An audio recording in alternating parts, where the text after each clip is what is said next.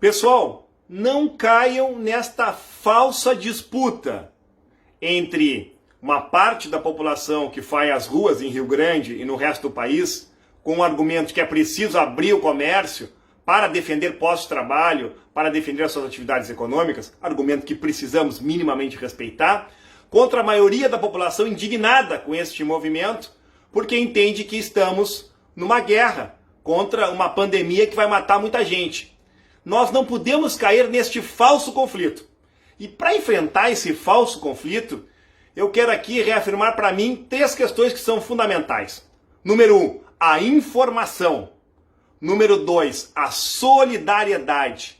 E número 3, o diálogo, o respeito ao diálogo e às opiniões diversas. Mas eu quero aqui dialogar, vamos iniciar esse diálogo, aliás, pelo aquele principal argumento, que é o argumento econômico, muito despertado pelo discurso irracional e absurdo praticado pelo presidente da República.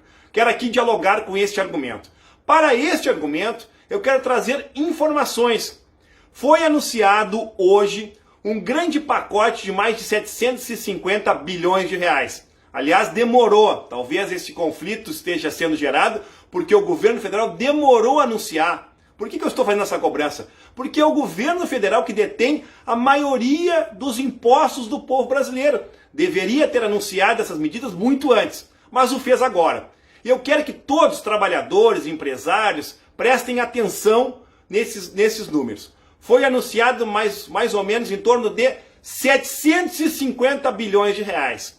40 bilhões, presta atenção, 40 bilhões de reais é para pequenos e médios empresários para custear o pagamento de salários.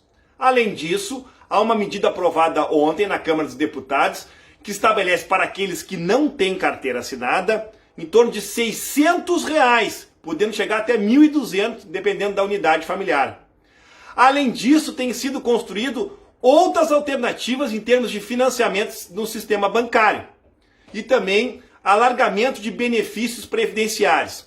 Esses são argumentos importantes, dinheiro que vai ser injetado direto na economia.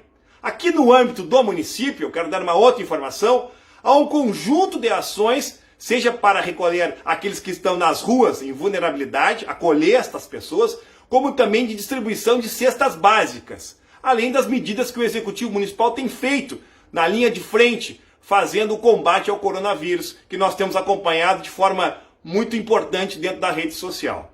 Agora eu quero falar daquele argumento que para mim é o mais importante, e para grande parte da população também, que é a vida. Por que nós estamos insistindo tanto com o isolamento social? É porque você precisa saber dos números. Você precisa saber que o Sistema Único de Saúde, especialmente os hospitais de Rio Grande, atendem aqui aproximadamente 300 mil pessoas, considerando Rio Grande, São José do Norte e as demais cidades que se socorrem dos hospitais de Rio Grande quando tem problema de saúde. Ora, atendemos em torno de 300 mil pessoas. Guardem este dado. Você precisa saber que nós temos, em termos de leitos de UTI, 35 leitos de UTI. Para UTI de crianças, nós temos 10 leitos. E para UTI neonatal recém-nascido, 10. Além disso, temos em torno de 75 respiradores. Ora, também você precisa saber que a taxa de ocupação desses leitos de UTI, também respiradores, é de quase 100% no inverno, considerando as doenças de inverno e também as ocorrências, tendo por vezes espera de 72 horas até 48 horas para acessar um leito deste. Olha a situação que o nosso sistema público vive. E eu falei lá no início que o sistema de hospitais em Rio Grande abarca quase 300 mil pessoas. E você precisa comparar isso com as estimativas que se fazem em termos de pessoas que vão precisar do sistema público neste problema do coronavírus. 300 mil pessoas, considerando que 1%, e o dado pode ser muito maior, 1% dessa população pode precisar de um leito de UTI, de um respirador, nós teríamos aí 3 mil pessoas. Lembre, eu falei, 35 leitos de UTI, 75 respiradores, 10 UTIs para criança e 10 neonatal. E eu estou falando que 300 mil pessoas 1% significa 3 mil pessoas que podem ter que utilizar esse sistema público.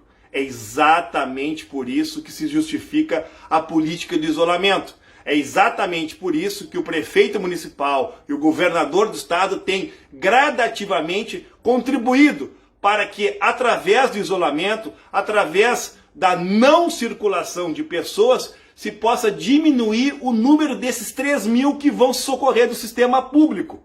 Para isso também está sendo preparada uma estrutura de triagem, estruturas anexas, mas que serão insuficientes se nós não compreendermos que a circulação de pessoas faz com que essas 3 mil, que é o percentual estimulado, possam acessar o sistema público, causando um verdadeiro caos. E eu não falei que enquanto essas 3 mil poderão ter que acessar o sistema público, outras ocorrências, como acidentes, como problemas cardíacos e outras, também terão que acessar o mesmo sistema.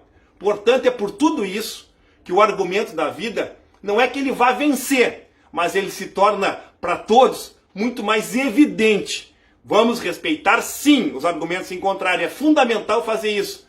Construir o diálogo, construir as condições para que possamos sair disso o mais rápido possível.